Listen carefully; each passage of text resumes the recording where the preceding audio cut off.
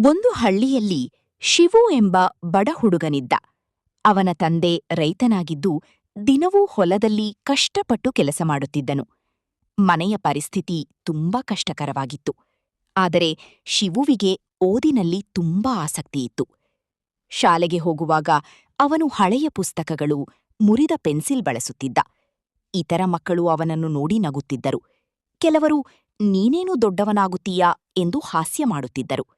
ಆದರೆ ಶಿವು ಅದನ್ನು ಗಮನಿಸದೆ ತನ್ನ ಗುರಿಯ ಕಡೆ ಗಮನಹರಿಸುತ್ತಿದ್ದ.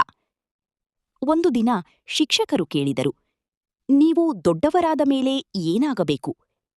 ಕೆಲವರು ಡಾಕ್ಟರ್, ಕೆಲವರು ಪೊಲೀಸ್ ಎಂದು ಹೇಳಿದರು. ಶಿವು ಎದ್ದು ನಿಂತು ಧೈರ್ಯವಾಗಿ ಹೇಳಿದ, ನಾನು ಶಿಕ್ಷಕನಾಗಬೇಕು. ನನ್ನ ಹಳ್ಳಿಯ ಎಲ್ಲಾ ಮಕ್ಕಳಿಗೂ ಉಚಿತವಾಗಿ ಓದು ಕಲಿಸಬೇಕು. ಎಲ್ಲರೂ ನಕ್ಕರು.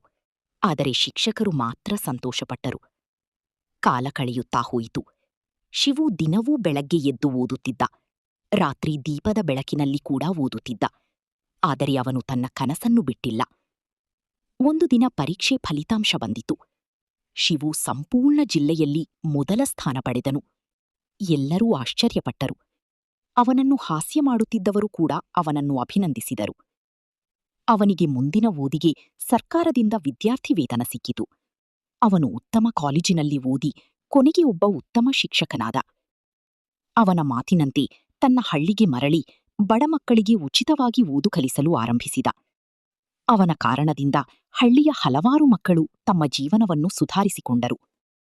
ಒಂದು ದಿನ ಅವನ ಹಳೆಯ ಸ್ನೇಹಿತರು ಅವನ ಬಳಿ ಬಂದು ಹೇಳಿದರು, ನಾವು ನಿನ್ನನ್ನು ನೋಡಿ ಅಂದು ನಗುತ್ತಿದ್ದೆವು, ಆದರೆ ಇಂದು ನಿನ್ನಿಂದ ನಮಗೆ ಪ್ರೇರಣೆ ಸಿಕ್ಕಿದೆ. ಶಿವು ನಗುತ್ತಾ ಹೇಳಿದ, ನಗುವುದು ತಪ್ಪಲ್ಲ, ಆದರೆ ಯಾರನ್ನೂ ಹಾಸ್ಯ ಮಾಡಬಾರದು. ಪ್ರತಿಯೊಬ್ಬರಿಗೂ ತಮ್ಮದೇ ಕನಸುಗಳಿರುತ್ತವೆ. ಏನು ಪ್ರಯತ್ನ ಮಾಡಿದರೆ ಏನೂ ಅಸಾಧ್ಯವಿಲ್ಲ. ನಂಬಿಕೆ ಮತ್ತು ಪರಿಶ್ರಮ ಜೀವನವನ್ನು ಬದಲಾಯಿಸುತ್ತದೆ.